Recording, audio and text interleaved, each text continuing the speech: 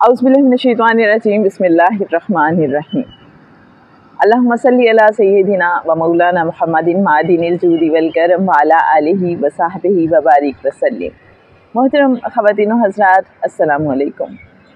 हम में से हर इंसान चाहता है कि ज़िंदगी में मुश्किलात ना हों, तकलीफ़ें ना हों, परेशानियाँ ना हों और ज़िंदगी बस आराम से गुज़रती चली जाए।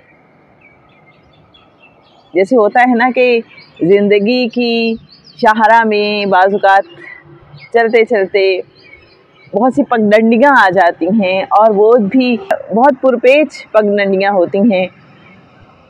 इंसान को उन पे चलने का सलीका ही नहीं आता और इंसान परेशान हो जाता है कि अब क्या करें, और बाज़ औक़ात वो ऐसा स्टक हो जाता है कि कोई उसे मंजिल का सुराग नहीं मिलता। ऐसा होता है ना, बाज़ औक़ात कुछ इस तरह की ज़िंदगी में परेशानियाँ आ जाती हैं कि लगता है कि ये जैसे कभी ख़त्म ही नहीं होगी। सबकी ज़िंदगी में कभी न कभी ऐसा होता है। इंसान बंद गली में खड़ा हुआ अपने आप को पाता है। तो ऐसे में हम क्या करें? क्या कोई तरीका है, कोई वे आउट है कि ये जो परेशानियाँ हैं, ये जो तकलीफ़ें हैं, ये जो मुसीबतें हैं, ये हमें तंग ना करें और हमारी ज़िंदगी पुरसुकून होकर गुज़र सके? तो जनाब, हमें इसका तरीका बता दिया गया है, दुरूद पाक। एक बुज़ुर्ग हैं हज़रत इमाम सखावी रहमतुल्लाह अलैह, वो फरमाते हैं कि जब इंसान दुरूद पाक पढ़ता है तो वो जो बहुत सी बलाएं नाजिल हो रही होती हैं, जब वो ऐसे घरों का रुख करती हैं, मुसीबतें, तकलीफ़ें, कि जिन घरों में दुरूद पाक पढ़ा जाता है, तो दुरूद पाक पढ़ने की बरकत से जो दुरूद पाक के खादिम फरिश्ते होते हैं उन घरों में, उन दुरूद पाक पढ़ने वालों के घरों में, तो वो उन मुसीबतों, परेशानियों, बलाओं को वहाँ से दूर कर देते हैं। वो उस घर में उनको आने ही नहीं देते। ना सिर्फ ये कि वो जो दुरूद पाक पढ़ने वाले हैं उनके घरों में वो मुसीबतें, तकलीफ़ें, परेशानियाँ नहीं आती, बल्कि उनके जो आस पड़ोस के लोग होते हैं, जो मोहल्लेदार होते हैं, उनकी ज़िंदगी की तकलीफ़ें भी कम हो जाती हैं।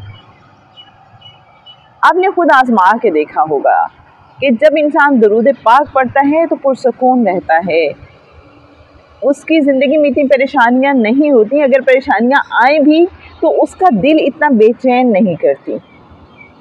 असल पर्पज़ यही है कि इंसान हर तरह के हालात में पुरसुकून रहना सीख ले और दुरूद पाक की बरकत से इंसान को दिल का ये सुकून, ये चैन, ये करार हासिल हो जाता है।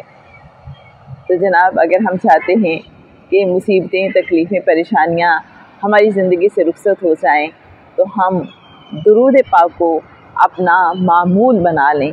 ज़रा सोचिए कि जब इंसान अल्लाह और आप सल्लल्लाहु अलैहि वसल्लम से मुत्तसिल हो जाएगा, जब वो एक ऐसा काम करेगा कि जिसकी अल्लाह ने तलकीन की है। जी हाँ, आका सल्लल्लाहु अलैहि वसल्लम से मुत्तसिल होने की अल्लाह तलकीन करता है सूरह अल अहज़ाब में कि बेशक अल्लाह और उसके फरिश्ते नबी सल्लल्लाहु अलैहि वसल्लम से मुत्तसिल हैं। बस ए ईमान वालो, तुम भी मुत्तसिल हो जाओ आप सल्लल्लाहु अलैहि वसल्लम से और सलामती पाओ तस्लीम से। तो जब तक हम आका सल्लल्लाहु अलैहि वसल्लम से जुड़े हुए हैं किसी न किसी अंदाज में, और दुरूद पाक मुत्तसिल होने का एक बहुत ही खूबसूरत तरीका है, तो बस इंशाअल्लाह ज़िंदगी में रहमतें भी होंगी, बरकतें भी होंगी और परेशानियाँ इंशाअल्लाह दूर भाग जाएंगी, आपके दिल को परेशान नहीं करेंगी। जब तक हम दुरूद पाक को अपना मामूल रखेंगे, इंशाअल्लाह ना ज़िंदगी में डिप्रेशन आएगा, ना कोई एंग्जाइटी आएगी, ना कोई परेशानी बहुत बड़ी महसूस होगी।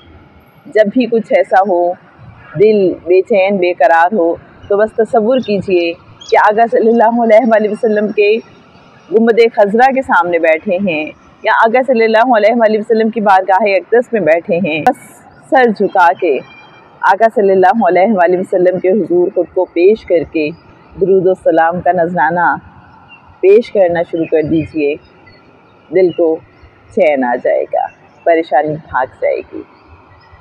اللہم صلی علی سیدنا و مولانا محمد و علی آل سیدنا و مولانا محمد و بارک وسلم علیہ۔